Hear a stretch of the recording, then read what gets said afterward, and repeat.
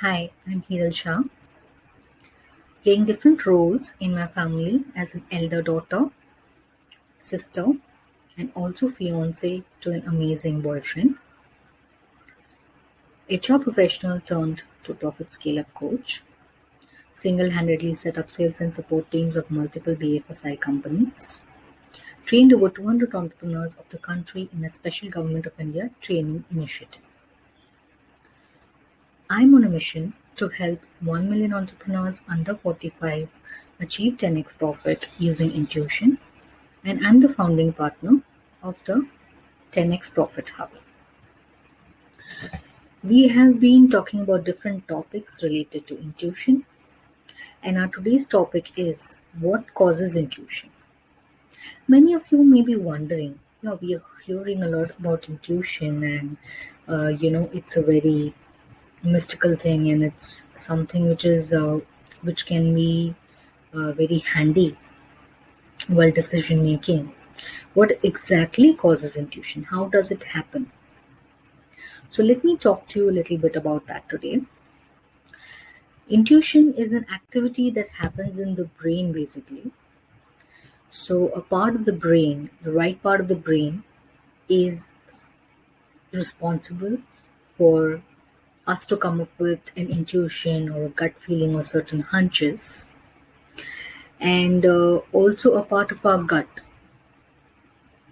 causes intuition. So this is an activity which happens in the brain basically.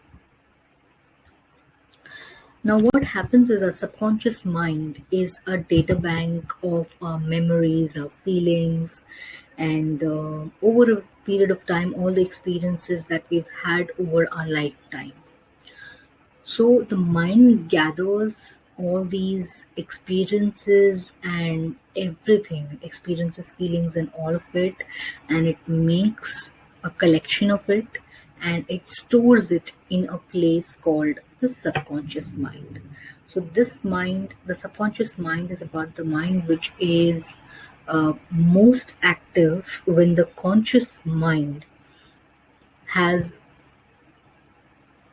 gone to sleep, or maybe while you're sleeping, or when you're meditating. That is when the conscious mind is not active. So in a state of meditation, in a state of trance, you are not getting thoughts in your conscious mind, so that's when your subconscious mind is active. These are the times when the subconscious mind is active. And when the subconscious mind is active, it records certain patterns, certain things that keep happening, and it understands that in this particular scenario, this is what would work. So it has made an intelligent system of itself as to how things are going to happen. Now, when the subconscious mind is recording patterns, it is storing those patterns um, in its data bank. So, for example, you are faced with a dilemma or a problem, and you're trying to get a solution to it, or you're trying to come up with an innovative idea for your business or in your job. And when you're thinking, you think very deep, you keep on thinking, and suddenly a flash of an idea comes to you. And that flash has most probably come from the data which is gathered in your subconscious mind. And that is when you say that I got this hunch. I thought that we should go about this in this manner. So, yeah, so that is when these patterns which have been recorded, they come into existence, they come as a flash to you, they come as a thought or as an idea to you.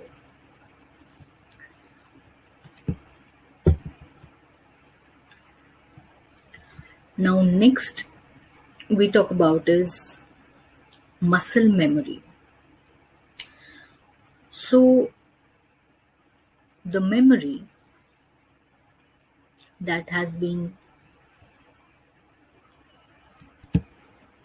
so muscle memory is a procedural memory which you develop over a period of time through consolidation of a particular motor task through repetition.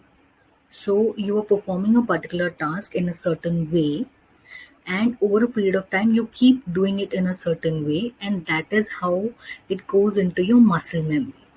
So for example, you're playing tennis, you love to play tennis, so you pick up the ball in a certain way, you throw it in a certain way, you hit it with the racket in a certain way, and that is what becomes your style of probably serving the ball or hitting the ball, and that is a motor task. So a motor task is a task that you're doing in a certain way using your hands and legs.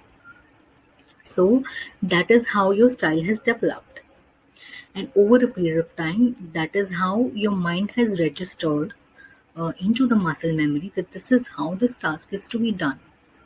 So the learning has happened over a period of time in the mind, and it has been stored in such a way. So that is a muscle memory. This was just an example for tennis. It can be any other thing as well. It can be you playing a musical instrument, or it can be any other thing that you do on a normal day to day basis. So that is how muscle memory works.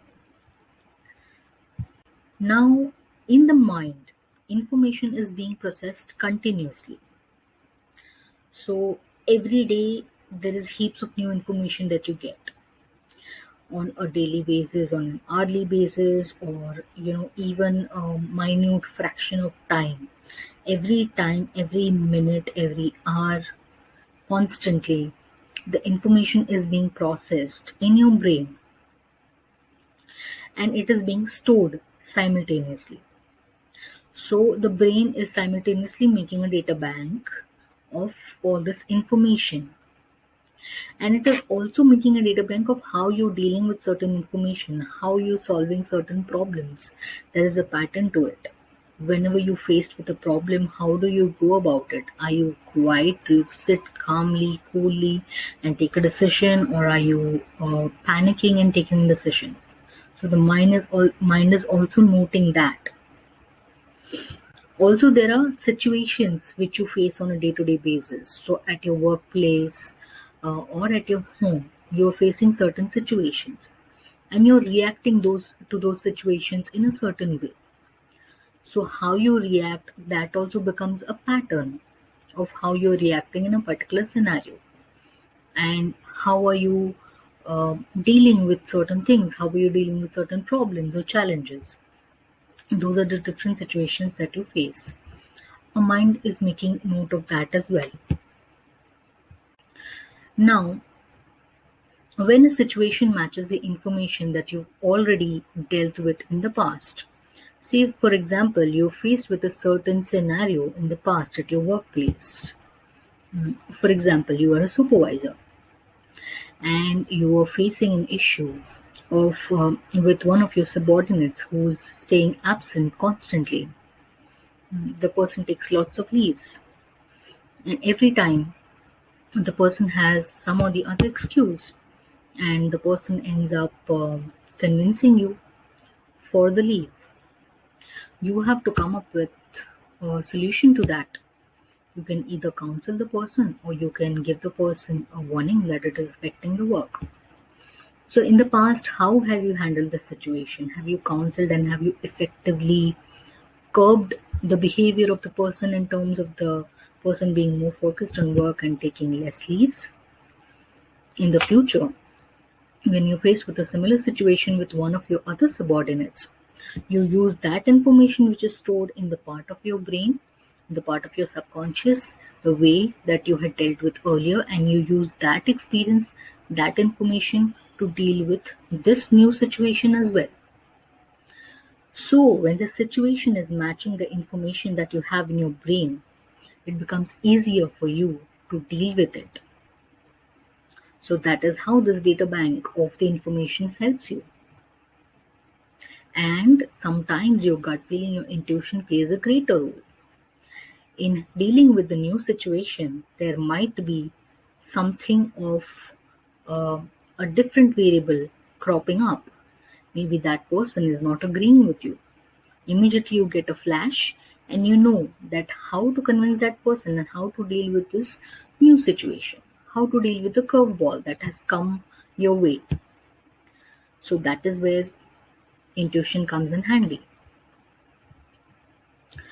Now, when we were talking about the muscle memory, the way the subconscious mind is recording patterns, similar way the muscle memory is also recognizing patterns.